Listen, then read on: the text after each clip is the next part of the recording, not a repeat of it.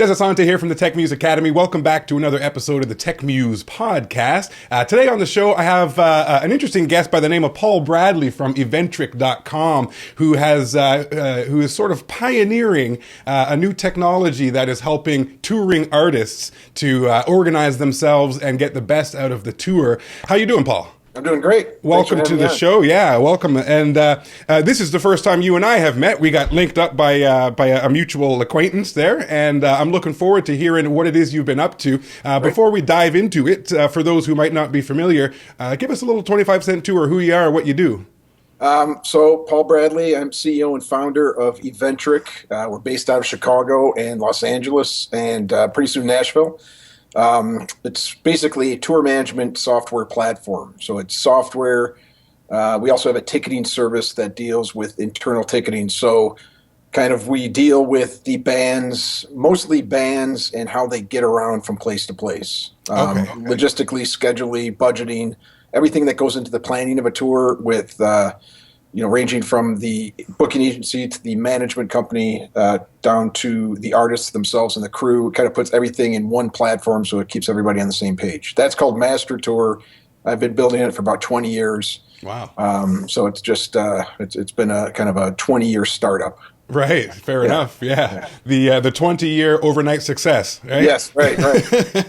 This is pretty cool. So where did this come from? I mean, were you a touring musician yourself? Like, did this come out of a need that you had, that itch you needed to scratch of your own, or? Yeah, indirectly. I was kind of after college. I started touring with a band out of Chicago in the '90s. Kind of fell into that accidentally, and it was supposed to be kind of a fill-in drumming position, and it ended up being a 8-year tour. And during that time, I was very involved with the management of the band and the record label. And on the road, it just was a kind of a distraction to kind of take a lot of these requirements that we had touring and put them into a database.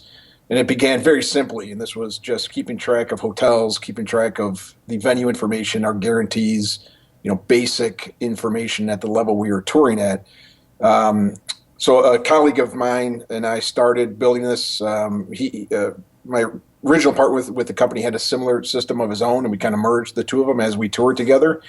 And then he kind of what kickstarted the idea out of kind of my small world was my partner was hired by the Dave Matthews Band in the late '90s. He brought the software to Dave and the management, and this is a time when the Dave Matthews Band was kind of pioneering in touring, and just that's they were kind of road warriors. They constantly toured all the time, and they were adopting a lot of technology, and they were early adopters into a lot of things, both on the fan experience side and just on the touring challenges and the technology used both on the stage and kind of behind the stage to get the show running. Right. Very, very good. So tell me then, I mean, I want to dig into a little bit about this platform and what it does and how it can serve us as musicians. But before we get too far into the software itself, what are some of the challenges that a touring act is going to face? I mean, I imagine there's a great deal of organizational, logistics to be dealt with. There's probably budget, I imagine, the money in, the money out, where it's going, where it's coming from. Are you breaking even? Are you making a profit? What? Give us a little insight into some of these challenges. So, there's certainly a ton of challenges, building a career in the industry. Obviously, aside from the music, regardless of the quality of your music, it's getting in front of the fans. In this new day and age of streaming, it's kind of a completely different model of how you build a fan base, how you get shows.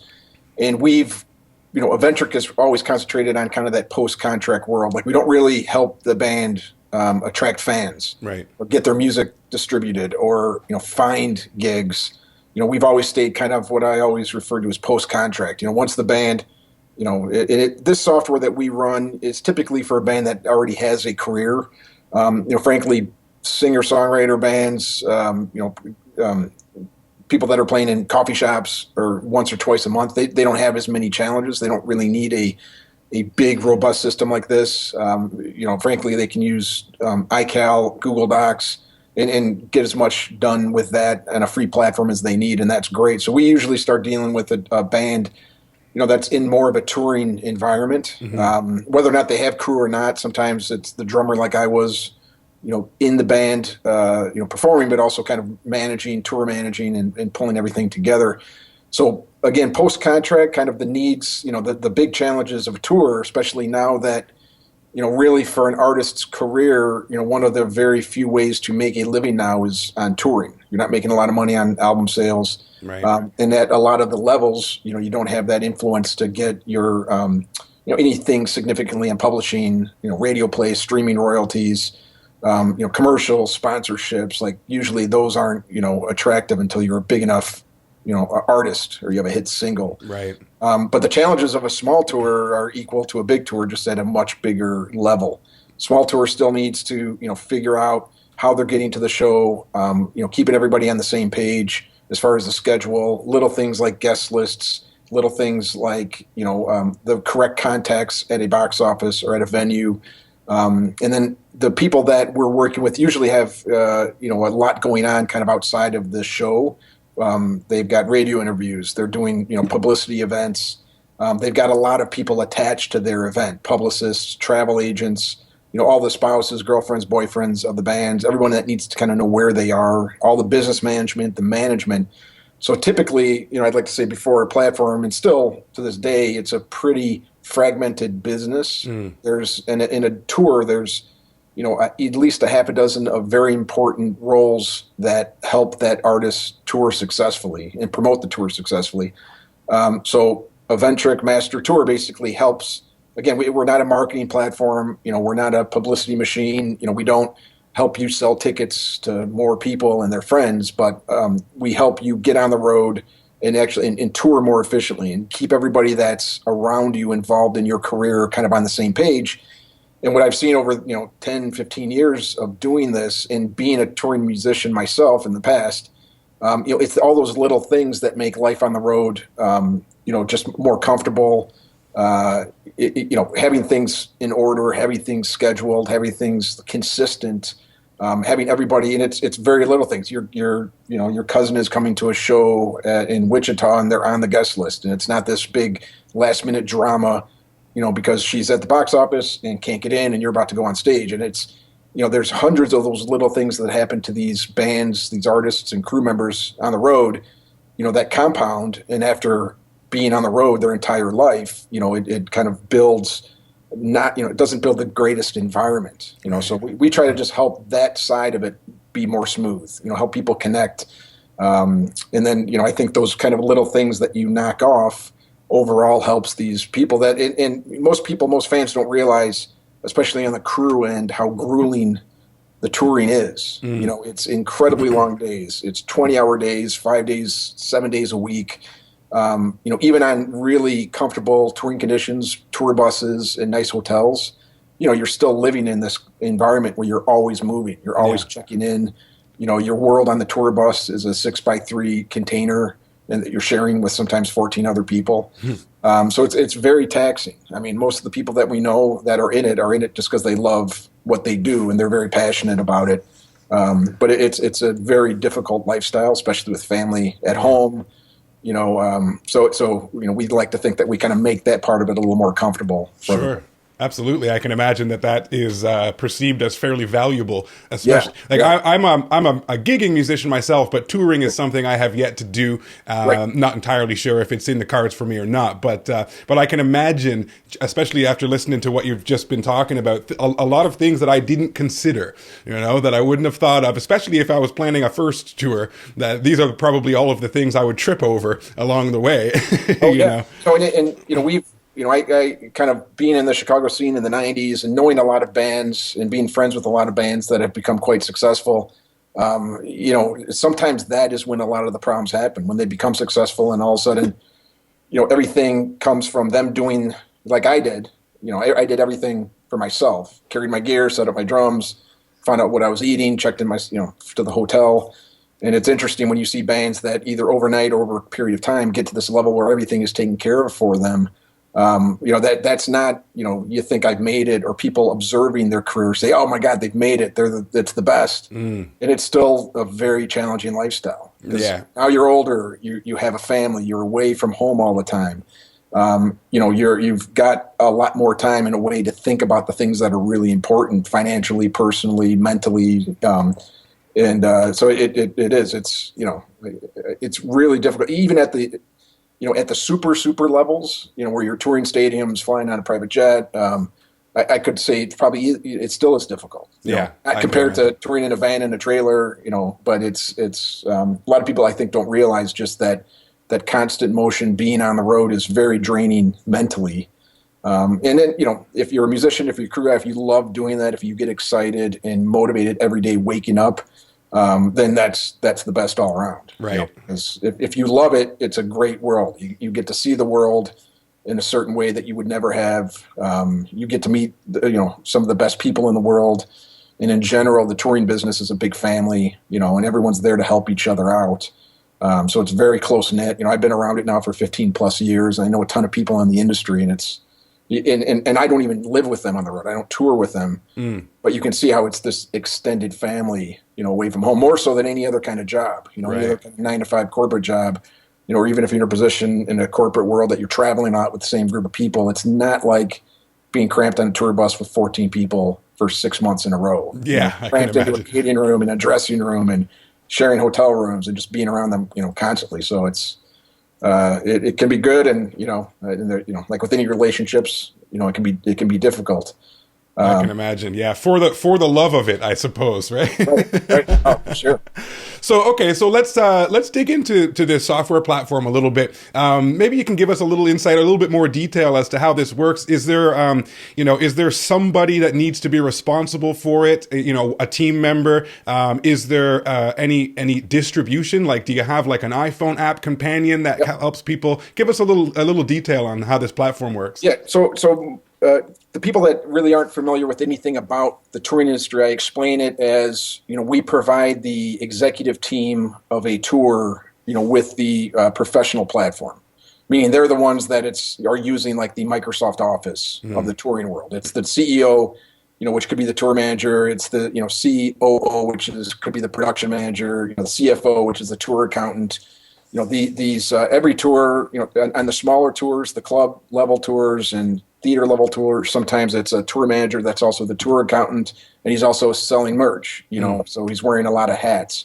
On the big tours, on the theater, the sheds, the arenas, the stadiums, there's 1 or 2 people for each of those positions with assistants. So we're typically licensing master tour to those executives of that tour, the tour manager, the production manager, the road, the stage manager, road manager, tour accountant. So it scales well for us, obviously, because the bigger tours that we work with, the Chili Peppers, the Metallicas, the stadium level tours need a lot of licenses. There's a lot of people kind of helping with the organization and the structure of the tour. And then on a smaller tour, which typically for us starts at around a band that is, again, touring as a career, at least 6 plus 7, a couple weeks a month. But in that case, and that was similar to the band I was in, I was the drummer / tour manager / merch guy / tour accountant. Yeah. And so for a band of my size, we would just license 1 seat, to that band. So it scales really well. And then everybody else that's not kind of part of the administration of a tour, they just use our mobile app, our Android or iPhone app, which is just it's a kind of, we call it kind of the day sheet, tour book level information. So basically, if I'm a crew member, a musician, a publicist, travel agent, or even a spouse or a family member that needs to know everything that's going on the road for various reasons, they get invited into a tour. They get locked into certain permissions. Mostly it's read-only. So a publicist can look at our mobile app without being able to change anything and say, okay, Paul is, he has sound check here. He's doing an interview there. And we're going to try to squeeze in this in-store appearance at this time. Right. So in that case, in our platform, that travel agent can be, or the publicist can be invited into just that parameter or that module. So it's really nice to allow certain people to see certain things, but it's usually only the executive that's running the software, funneling in all the information, looking at touring history, touring archives, seeing what they did the last time, constructing the new tour. A big part of the system is a database too. We have the industry's largest kind of live event database on venues and on hotels and on promoters and just on the industry in general, crew people, lighting directors, stage managers, guitar techs, drum techs. So Okay. that's kind of all in our database of over 120,000 records now of that information, including individuals and hotels. And that's a big part of the value. You get into our software, you can't see where Radiohead toured and what, how they used a particular room and, where they stored their dead cases. You can't see any of that, but we have a database of all the venues that most of the touring world uses, and it's very helpful. So you can see not just the address, in the main phone number, but you can see the stage sizes. You can see, kind of where to park the van. A really cool thing we're offering now that we just launched last month is kind of a Yelp service for the touring industry. So now anybody on the road, the guitar player, the drummer, the manager, the tour manager, the merch guy, on their mobile, they can see everything that they're supposed to do on the tour. They can see what time lobby call is. They can see what time sound check is, what time they're going on, kind of the crew personnel, everything around them they can see on their app. But then they can also start rating things that they like to do on the road. So next time they're in Memphis, they can be like, oh my God, when I was there with Lenny Kravitz, we had this great sushi. And Lenny loved this incredible off-the-road vintage guitar shop. So we're kind of building this crowdsourced database of real industry-only kind of known gems of what touring people like to do. And again, that'll just be one of those small things that I think will make touring a lot more interesting for people. And absolutely, not necessarily mission-critical things, but we will have a service to say, hey, we need to last-minute rent backline. Where are the places within 30 miles of Nashville that have that, Right. Yeah. So I can see this really growing into a valuable resource for those on the road. Yeah. And for that side of it, it's giving the mobile users kind of a more, I think, just a better experience on the app. Right now, it's a slightly passive experience. They're just seeing what they need to do and maybe looking at their guest list, making sure that, grandma got in. But now they can be really engaged in it and they can see what other people like to do, or it could just be a diary of the 500 events that they've played in the last, 6 years. They can start looking through what they did in Europe, Australia, all these little things that you kind of forget. And the idea was brought to me by a couple, musicians that, kind of gave that idea like, man, I wish Master Tour had a way for me to remember, each time I'm in a city, there's 2 or 3 things there that are really cool. Right. So that aren't like on the front page of Yelp. They're just these little kind of nooks of the city that another band told me about. I love going there, and I hate when I forget it on a day off. Right. So we think that'll be a really, really cool. I mean, we're really excited about it. We've been thinking about it for years, and now we just have the resources and the user base to support it. You don't want to launch that with just 20 users on it, and there's just not going to be any content. Right. Makes so it's a kind of a chicken and the egg scenario. So I'm assuming then, would it be safe to assume rather that there's a notification system as well built in, like especially for the people who are using the mobile app? Is there like some sort of notification system to keep people on track? Letting you know, like, oh, you got to be over here. Right. Right. No, not that song. Dummy, other song. Yeah, exactly. We thought a lot about that, building out the most recent version of Master Tour. Originally, we're like, man, it's going to be great. Every time something gets put in there, the right segment of that tour will be notified. Mm-hmm. But then we thought through it, and as we all continue to get aggravated on the constant, notifications we get on our phone, every time, with iCal or with Google, every time you shift something slightly, you get an alert. Right. So with 30 people on a tour, with typically, including travel, publicity, hotels, all the things and activities in a day, you could get 30 to 50 notifications that something changed. Right. So it kind of deflated that idea immediately because we didn't want them to get desensitized to something that's really important. Gotcha. Like doors are opening an hour earlier, or lobby call has been moved to 6 a.m., not 7 a.m. So we do have notifications. Now it's up to the administrator to decide what's important. Okay. It could be, hey, your interview is starting in 15 minutes. Here's the info, and it's a push notification to their phone. Or it could be, most of the time we see something like lobby call has changed tomorrow. Check Master Tour to make sure it's, you're on time. Right. Okay. Yeah, that makes sense. The desensitization concept is I didn't consider, but that makes a great deal of sense. Nor did we when we thought, yeah, how great is this? Like everyone's going to be, because that was in the previous version, that was something that we would hear a lot. Like, okay, it's great, it's in Master Tour, but I didn't get notified that doors are opening. It's 3 o'clock today, and I didn't get notified that doors were shipped in an hour. So we tried to balance that, and also there's certain things that we're very conscious on not over engineering. Right. At a certain point, everybody is in that venue. Everyone's within an arm distance. If doors are opening up an hour early, everyone there is going to kind of know that doors are opening up early. So we're taking examples like that and not trying to, force the users to use our system, or force them to notify people in that case, about things. And that's, I think, a good balance that, sometimes we've gotten right and wrong on engineering certain modules in the software that just ultimately is not needed. Right. And nothing too significant, but that's, fortunately we've been doing this, and most of the people in my company have some type of touring experience or are musicians or come from the industry.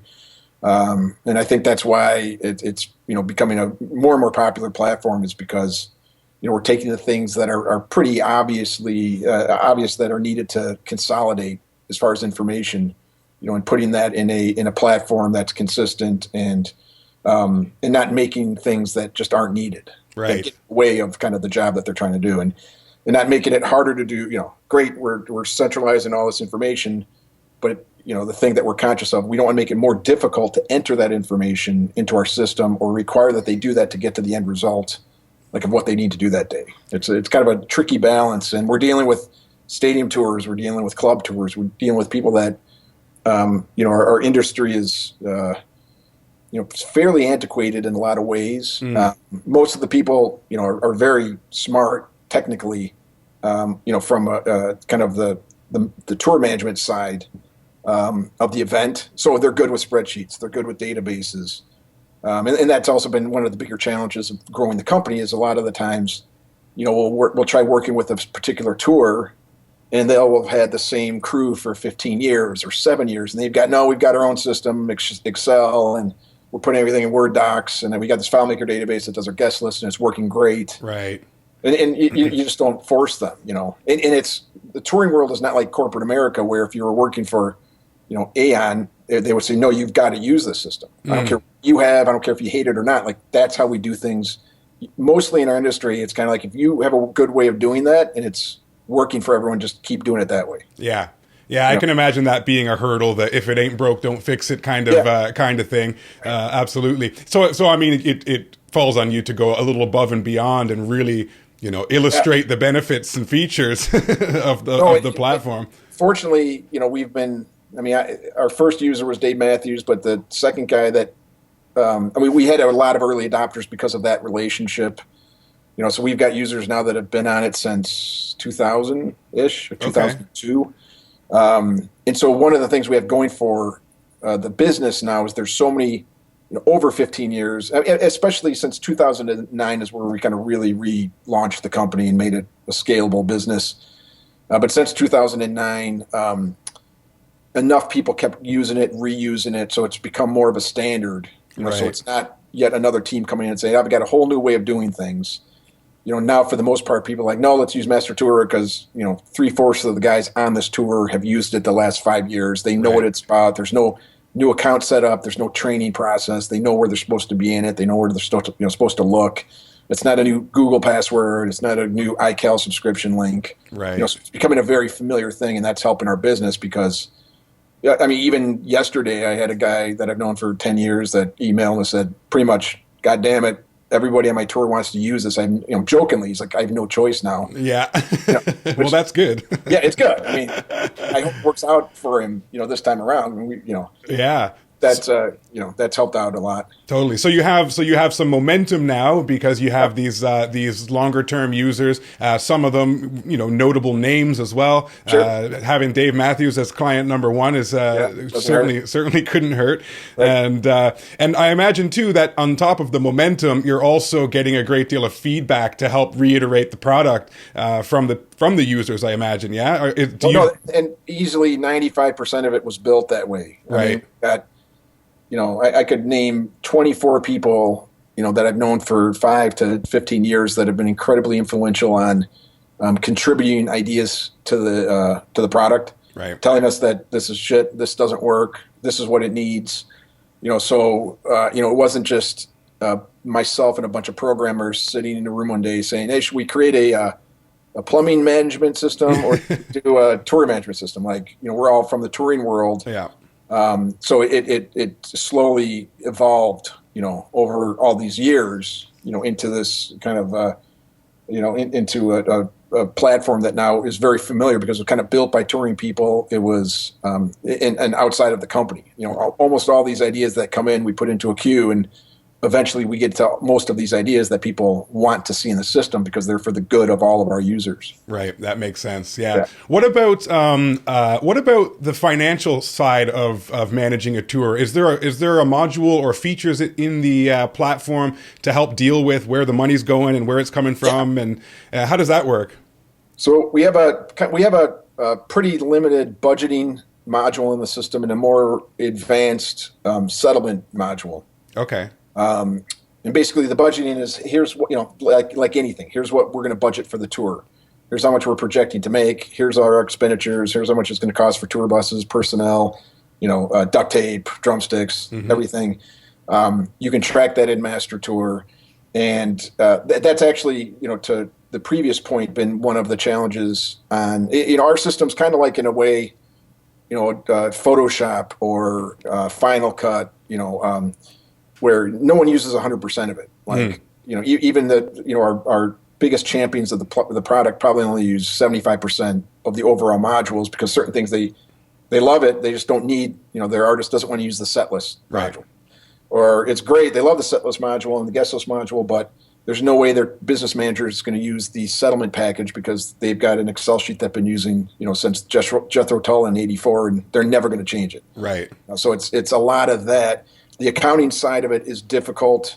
We've worked with some of the biggest tour accountants in the industry to help build this module. But at the end of the day, accounting, especially settling, a 3-stadium show in, Santiago, and there's all these crazy variables last minute that come into the settlement that you just have to adjust, and you have to kind of make formulas to work with these unknowns and these random variables that hit a settlement that it's very difficult to replicate in a database structure.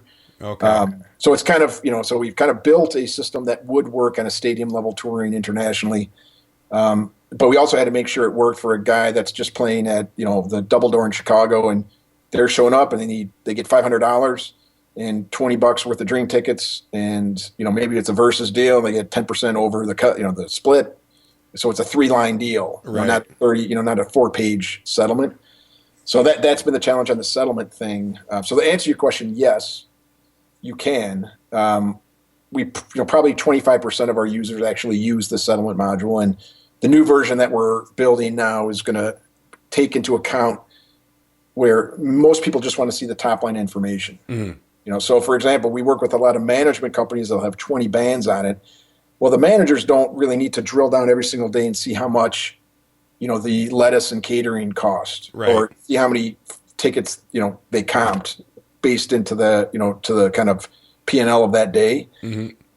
So for example, on the new version, we're just going to make kind of a very top line summary. So no matter if you're using Quicken, or QuickBooks or an Excel sheet to settle the show, you can just go into your phone or into Master Tour, put in, here's the gross, here's the net, here's what we sold on merch, blah, blah, blah, send. And then the manager on their phone can see all 5 bands last night, see a comparative analysis of all of the P&L, and if they need to see how much lettuce was, then they get the Excel sheet from that tour account. Right. Okay. Yeah, that makes sense. So you gotta bake in some of the basic features, but it's difficult, if not impossible, to account for any possible scenario out of the millions of possible scenarios that people are experiencing.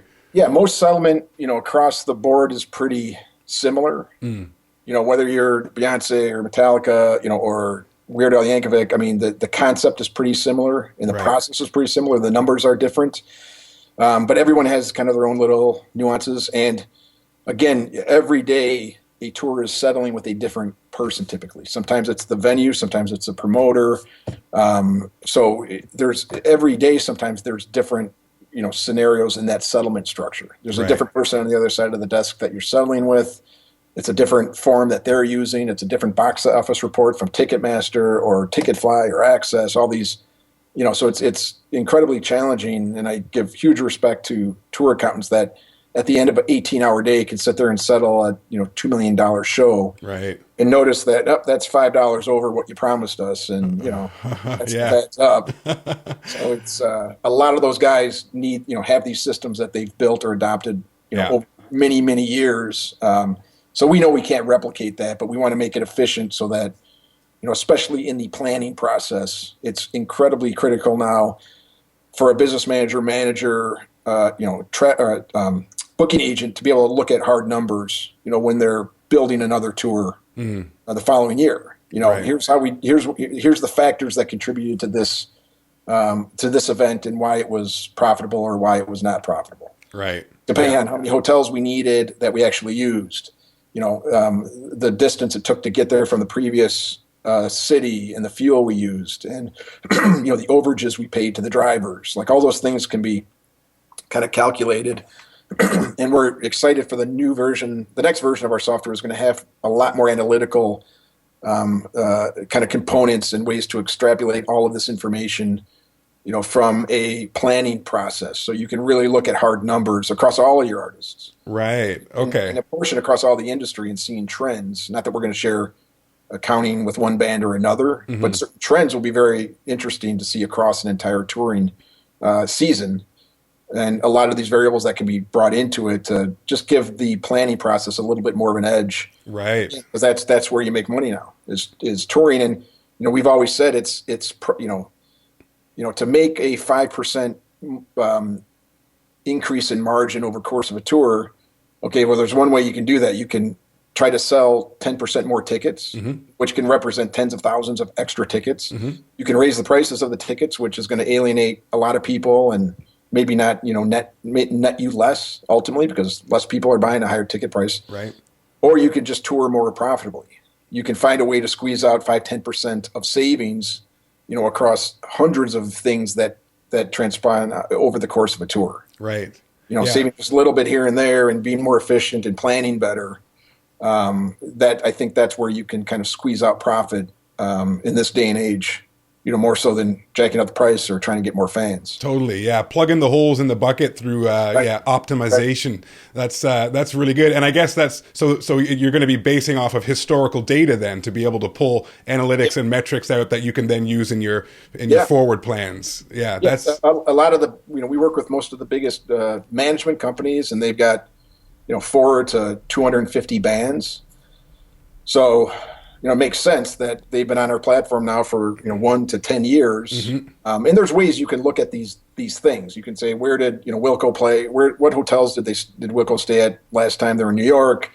But we're really excited about giving them more tools to kind of look at it across the board and across all of their tours. Right. So because kind of collectively, an example like a management company that has 30 bands, and that management company might be working with 10 different travel agents. Well, if we can show them kind of where they're getting the most out of their spend on lodging, that could influence, further decisions on, and not taking over the travel agent's responsibility, but saying, hey, every time we're in Kansas City, we stay at these chains, and here's how much in the thousands, tens of thousands of dollars we've spent at that property. Let's work out a deal with that property. Say, hey, we're going to do all of our business, for 10% cut or a discount or something like that. At least whether or not that's possible, at least they'll have that data to back up kind of that ask. Sure. That makes perfect sense to me. Yeah. So, okay. So I want to be respectful of your time. So I just got a couple more things I'm curious about. One is that you mentioned earlier in the conversation that this platform has been sort of, 20 years in the making. Yeah. Are you a software developer yourself? Did you start coding this or how did that work? Yeah. I mean, my partner and I, business partner I started, we were both kind of into FileMaker. Okay. Which everybody was, running kind of small businesses and databases back then. So we became pretty proficient in that. At one point, we were kind of one of the more celebrated FileMaker, developers because of the high-profile nature of what we were doing. But then in 2009, it was just very difficult to scale in FileMaker. So I've never really been a classically trained programmer, except just as a hobby and kind of teaching myself. Right. So now I know, enough to piss off my developers. Yeah. Okay. Fair enough. Which I don't know anything, and I ask them to do if we can do things, assuming that it's going to take 2 days, and they're like, "That's a 2-month project, Paul." Yeah. And personally, things that I think will be 2 months, it takes them like a day to do. Right. I've got no idea anymore. So you've got a small team, or how big's the team over there? So we've got a total of 12 people now. Okay. And, we're expanding in LA, mostly on the sales and support side. And then we're partnering with a great friend who's opening up a wonderful production and recording rehearsal facility in Nashville called Fort Knox. They've got the biggest one in the world in Chicago, and he's breaking ground on the one in Nashville. And we're going to open up an office there, which makes total sense. We've got hundreds of customers in businesses that use our products in Nashville. Right. And then we're doing the same in London. So I think in this year, we're going to expand more in LA, open up an office in Nashville and London, and that should cover 80% of kind of where our user base is out of. Right. Okay. Very cool. It's a software company. We don't really need a storefront, with the display, because we can do everything online. But in any business, I think, and it seems more so in our business, it's good to have a guy on the ground, or someone face to face that people can meet with in Nashville, in LA. Even though you can do technically anything online and web conference and taking over the computer and fixing things or training. Yeah. But nothing better than kind of a face-to-face. True. Yeah. You got somebody to hold responsible too. Yeah. Someone else we can blame. Yeah, that makes sense. It adds a certain degree of comfort. So if somebody who's listening to this conversation was in a position that they could benefit seriously from this, what's the what's the deal? Is there a monthly recurring subscription, or what's the business model? So it's a SaaS business. It's a monthly subscription, and all you need to do is go to the website, download the demo. It's a free 30-day demo that 100% of the application is unlocked. So all the data, all the database content you can see, and then after that month, it's a $49 a month per seat license. Okay. Again, if you're stadium level, you might need a dozen plus of those, and hundreds of the mobile accounts, which are free. Right. If you're a small band, if you're just touring around in a van, which we work with, hundreds of those, that's usually just one license. And you can turn it. The nice thing is you can turn it on and off. There's no yearly contract. You could say, "Hey, I'm going on tour for a month. Let me just use it that month." 6 months later, then you can suspend it and not pay. 6 months later, you're going on tour for 3 months. You pick it right back up where you left it. Ah, okay. So it's a suspension, not a cancellation. So you don't lose any of your data, or no. We like suspensions a lot more than cancellations. Of course you would. Hey, just not touring anymore. I'll be back in April. Those are good emails. Yeah. I also run a subscription-based business model, and yes, I do prefer suspensions over cancellations. Yes. Right. I prefer renewals, but that's a whole other story. That's very cool. Okay, so before I cut you loose, I appreciate you taking the time, by the way. I find this very interesting. Like I said, I'm a gigging musician, but a tour is not something I've experienced, and you've really enlightened me and sort of opened my eyes to a lot of the potential, pitfalls that one may have to deal with and manage and organize, and I appreciate that. You're welcome. So if just before we wrap it up, if you had to offer just a piece of advice, 1 or 2 words of wisdom for somebody who is about to organize, let's say, their very first tour on a fairly small level, I'm not talking international stadium tours, but somebody like myself who's who's going to jump in the van with a few guys in a trailer, as you said, what's a bit of general advice you'd leave us with? I think it'd be a combination of just budget conscious. I toured for 8 years, and we over the course of the 8 years we toured in some of the worst touring environments and some of the best. Meaning great hotels and a tour bus, and then a van with 9 people shoved in it in gear, and breaking down in Ontario in the middle of the night. So making sure as many things are budgeted are spelled out before you leave. Right. Because the thing you want to worry about at that level is having good shows. You know, so and the thing that's really difficult at that level is I got to musically perform. You know, the audience is going to know if we're just going through the motions or if our heart isn't in it. You know, so you've got that to worry about. You've got to worry about actually physically like getting to the show, right, and being healthy. And it's especially at the van trailer level, it's not a healthy environment. It's fast food. It's crappy hours. It's you know, there's no really accommodating ways to stay healthy, you know, mentally or physically when you do that. So yeah, you know, the biggest thing, kind of looking back when I was beginning touring, you know, is that combination of the organization going on the road, so you have more time to really concentrate on the thing that's important for yourself, which is performing that music, making new music, you know, connecting with fans, so that your fan base keeps growing and you can actually have a career on it. Right. And if you can save money by doing things, and the real good thing, I mean, I have a ton of advice. I mean, I think the really good advantage now versus when I toured is there's so many services that, you know, like ours, but countless others that kind of help small tours do this. Right. Van rental companies, insurance options, you know, for small bands, health insurance, or, you know, just kind of telemedicine services, like all these things that if you're aware on can take a little bit of that strain of touring out of it. Because I think the majority of times bands stop touring isn't that, hey, we're just not making it. There's no there's no fans. I mean, because that takes touring and years of touring these days to build a successful career on it. And the only way you're going to do that is if you're physically and healthily, mentally and physically happy on the road, and that you want to just keep touring. Right. You know, you want to be out there and you like the people you're around. So it's equally as important. And I think that's equally, you know, a key to the success of a touring is just enjoying it, you know. Yeah. And enjoying that lifestyle and being healthy. The one point you made that seems obvious now that you've said it, but I didn't even consider, is just your pure health. Oh yeah. You know, you drive up to the club and you're ready to go, and the singer's sick, and you know, the drummer drank too much the night before and is puking behind the van. Always the drum that drank. Listen, Paul, I appreciate you taking the time. I've learned a few things from this conversation. Hopefully we can stay in touch. One of the reasons I love having this platform of the show is I get to talk to people I've not met before, you know, get some pearls of wisdom and add some people into my network. And so hopefully I can reach out to you in the future, say hello, see what's going on with the platform. And maybe you can introduce me to Metallica or Dave Matthews someday. Someday. We usually stay as far away as possible from the actual band guys. Do you?